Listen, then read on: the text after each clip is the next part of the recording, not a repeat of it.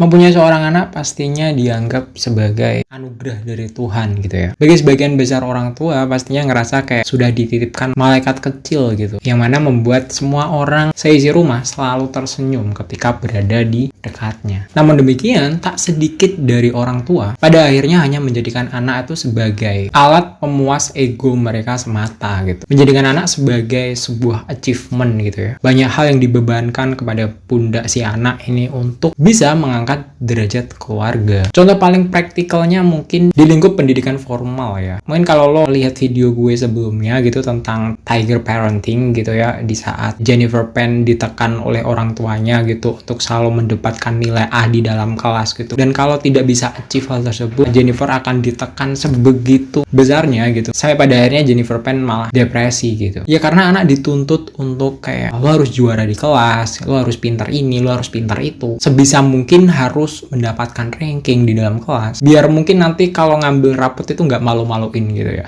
Itu kan perihal ego dari orang tua aja sebenarnya. Gue belum pernah menjadi orang tua, but then again gue pernah menjadi seorang anak dan gue pengen speak up di sini. Apakah itu sesuatu hal yang keliru? Menurut gue enggak juga gitu. Tapi akan sangat menyebalkan jika ketidakmampuan anak untuk meraih capaian tertentu itu dibebankan pada kesalahan anak tersebut gitu. Misalnya tidak bisa mendapatkan nilai A, langsung kayak ngejudge-nya itu lo belajarnya gimana sih? Makanya jangan main mulu, nanti nilai kamu jadi ngedrop. Langsung menyangkut pautkan pada ketidakmampuan si anak untuk mempelajari sesuatu gitu ya. Tanpa mau untuk bertanya gitu dan memahami terlebih dahulu tentang apa sebenarnya yang disukai si anak. Si anak ini pengennya belajar yang seperti apa nih, tertariknya mungkin di bidang apa dan lain sebagainya gitu. Mungkin sebagian orang tua nggak peduli tentang hal itu gitu loh. Kayak kalau misalnya lo di sekolah nilai lo buruk, ya lo harus perbaikin agar nilai lo bagus gitu. Hanya sebatas itu gitu. Nah, isu tersebut mungkin menjadi dilematik juga ketika menjadi orang tua gitu ya. Mungkin ada stigma di mana menjadi orang tua yang baik adalah bisa memberikan pendidikan yang terbaik buat dia gitu. Yang mana itu adalah pendidikan formal gitu. Tapi apakah itu adalah sesuatu hal yang mutlak benar atau ada banyak cara yang bisa ditempuh untuk pada akhirnya memberikan pendidikan yang terbaik kepada si anak. Nah, karena hal tersebut, kali ini gue akan bercerita tentang biografi perjalanan hidup dari salah seorang ilmuwan yang karyanya sampai dengan sekarang itu masih selalu kita gunakan gitu ya dan kita nikmati gitu. Bahkan sudah sampai menjadi kebutuhan pokok dan wajib bagi umat manusia gitu. Kenapa? Karena di samping dia adalah seorang anak yang sangat jenius, ternyata ada sosok orang tua, khususnya adalah ibunya gitu ya, yang menurut gue memiliki peran yang sangat-sangat besar gitu terhadap kesuksesan karir anaknya. Seorang anak yang bernama Thomas Alva Edison. Ada yang nggak tahu ilmuwan yang satu ini? Thomas Alva Edison adalah tokoh yang memberi banyak kontribusi bagi kehidupan di dunia ini. Ia banyak mengembangkan alat-alat yang dibutuhkan di dunia ini. Yang mana salah satunya adalah benda yang ia temukan, yaitu bola lampu. Bola lampu di belakang. Hasil karya dari Thomas Alva Edison. Thomas Alva Edison merupakan salah satu ilmuwan yang paling penting sepanjang sejarah ilmu pengetahuan. Namun nih, asal kalian tahu aja, ternyata masa kecil Thomas Alva Edison sangat-sangat tidak mencerminkan bahwa di masa depan dia akan tumbuh menjadi seorang ilmuwan yang sangat besar gitu ya. Karena nih fun fact-nya, ketika dia berada di sekolah, Thomas selalu mendapatkan nilai yang sangat buruk, tidak pernah juara kelas, dan bahkan nih Thomas itu sampai mendapat peringatan dari pihak sekolah gitu, bahwa ia adalah seorang anak yang tidak bisa belajar di sekolah. Bukannya bandel gitu, tapi pihak sekolah itu ngerasa kayak ini anak itu susah untuk diajari gitu. Ia termasuk murid yang sering sekali tertinggal pelajaran gitu ya dari teman-temannya. Ketika di dalam kelas, Thomas itu selalu direndahkan oleh gurunya sendiri gitu. Dia dibilang kayak anak yang bodoh gitu loh. Lo tuh paham gak sih? Mungkin gitu. Mungkin kalau misalnya gue jadi guru kayak lo paham gak sih tentang pelajaran ini? Oh bodoh banget sih. Kalau saya mengajar di depan, didengarkan gitu. Ya ini nih akibat kamu gak pernah mendengarkan saya. Lo gak ngerti kan? Mungkin posisi gurunya waktu itu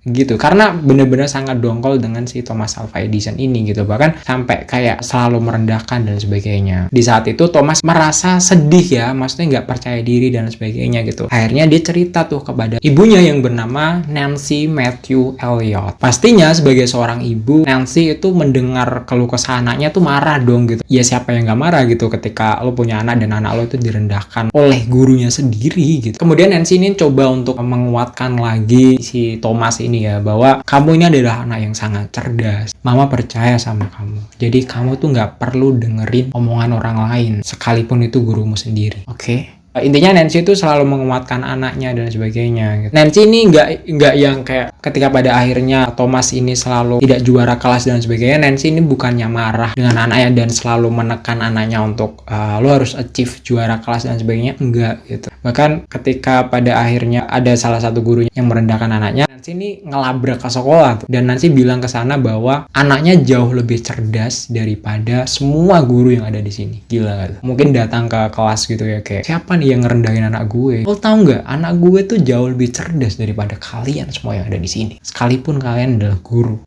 Gokil emang ini. Kemudian gurunya tidak merespon dengan cukup baik gitu ya. Alhasil Nancy itu mengeluarkan anaknya dari sana, dari sekolah tersebut, dan memutuskan untuk mengajar anaknya sendiri di rumah. Dan asal kalian tahu aja, Thomas Alva Edison itu hanya sekolah formal sekitar 3 bulan saja gitu ya. Singkat cerita, Nancy itu mengajarkan tuh pelajaran-pelajaran dasar yang ada di sekolah, basic kayak seperti membaca, menulis, dan menghitung. Karena kebetulan Nancy ini juga seorang guru ya, jadi dia mengerti lah bagaimana cara mengajar seorang anak gitu. Nancy tidak hanya memberikan pelajaran akademis gitu ya, sang ibu memberikan 2 hal yang sangat penting yang bisa diperoleh Thomas dalam menjalani hidup. Hal pertama adalah rasa percaya diri ketika dunia menganggap Thomas itu adalah anak yang sangat bodoh. Kemudian hal kedua yang diajarkan oleh Nancy kepada anaknya yaitu adalah belajar cara yang benar untuk belajar itu sendiri. Ini juga sesuatu yang sangat dalam banget sih menurut gue ya gitu. Karena mungkin ya ketika kita pada akhirnya pengen mempelajari sesuatu dan kita nggak bisa, itu bukan karena ini bukan passion gue gitu. Emang gue nggak suka, emang gue nggak bisa di sini, emang gue bodoh di sini, emang ini terlalu sulit dan sebagainya.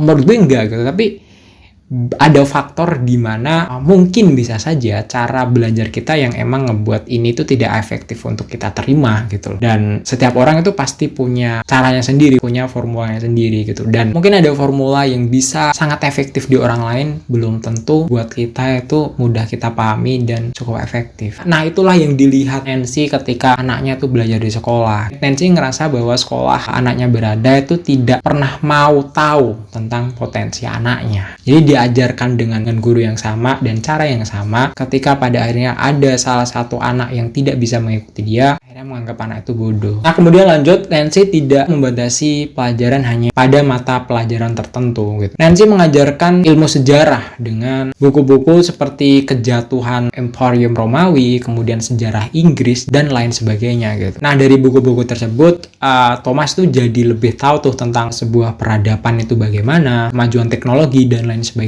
Jadi wawasan si Thomas ini luas banget gitu ya, dia mengerti banyak hal gitu loh. Nah, semakin seringnya interaksi ibu dan anak ini, Nancy dan Thomas itu menjadi semakin saling mengagumi satu sama yang lain. Nancy memberikan pelajaran dengan metode yang mampu menarik perhatian si Thomas. Nancy mengamati bahwa anaknya ini kurang menyukai pelajaran matematika, jadi dia tuh hanya mengajarkan dasar-dasarnya doang gitu. Kayak ngapain lo belajar jauh lebih mendalam tentang hal tersebut sedangkan lo nggak suka gitu, buat apa juga. Tapi ketika lo berada di sebuah sekolah yang cukup formal kan nggak bisa kayak gitu ya. Misalnya gue nggak suka matematika nih gitu, mau nggak mau, suka nggak suka, itu ya gue harus bisa achieve di sana tuh gitu. Karena kalau nggak, gue nggak bisa lolos pelajaran tersebut, gue nggak akan naik kelas. Nanti itu imbasnya bukan hanya di gue sendiri gitu, itu akan berimbas ke banyak hal gitu loh. Mungkin gengsi gue sendiri, gengsi dari keluarga gue, orang tua gue, orang-orang di sekitar gue gitu loh. Jadi kayak ada sanksi sosial dan sebagainya gitu. Jadi nggak fairnya sebenarnya di sana. Thomas pun sangat senang dengan cara mengajar ibunya gitu. Belajar menjadi sangat menyenangkan dan tidak menjadi beban. Gaya mengajar ibunya inilah yang menjadi bekal yang sangat berarti kepada Thomas. Setelah dewasa, ia tidak pernah bosan dengan pekerjaannya gitu. Kemudian Nancy ini juga menyadari sesuatu hal yang baru lagi nih. Nancy ini tipe ibu yang sangat-sangat peka kepada anaknya ya mungkin. Thomas ini kan seseorang anak yang sangat-sangat penasaran terhadap sesuatu ya. Jadi dia suka melakukan percobaan dan sebagainya gitu. Jadi Nancy ini membuatkan kayak laboratorium kecil-kecilan gitu di dalam rumahnya gitu. Gila nggak? Maksudnya sebegitu effortnya gitu. Ibunya ini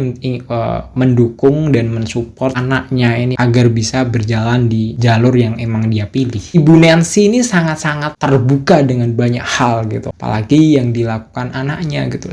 Sekalipun itu kayak hal nyeleneh gitu, kayak ya udah disupport aja. Keren banget anjir. Dengan pendidikan yang sangat-sangat intens dari sang ibu, Thomas ini menjadi lebih cepat dewasa untuk anak seumurannya gitu ya. Kemudian dengan banyak pelajaran yang diberikan oleh orang tuanya, Thomas ini akhirnya memilih jalannya untuk mengejar passionnya menjadi seorang ilmuwan, penemu sesuatu gitu ya, sekaligus sebagai seorang pengusaha. Jadi sebagai orang tua yang sangat-sangat kooperatif ya, ibunya sangat-sangat mendukung gitu dan bener-bener sangat nge-support apa yang ingin dilakukan anaknya. Dan pada akhirnya jadilah Thomas Alva Edison sebagai ilmuwan yang sangat-sangat besar namanya sampai dengan sekarang. Dari kisah tersebut pastinya banyak hal yang dapat kita petik lah ya dari sana. Kalau aja tuh di kala itu mungkin ketika nih Thomas berada di sekolah dan nilainya tuh sangat-sangat jeblok, sikap yang diberikan oleh Nancy selaku ibunya itu kayak neken dia gitu untuk kayak kamu tuh harus belajar, kamu tuh harus bisa ini gitu biar nilai kamu bagus dan sebagainya. Tendensinya tuh hanya nilai-nilai dan nilai, mungkin ceritanya nggak akan seperti sekarang. Sejarah tidak akan tertulis seperti saat ini gitu. Bahkan mungkin lampu pijar itu nggak akan ditemukan gitu.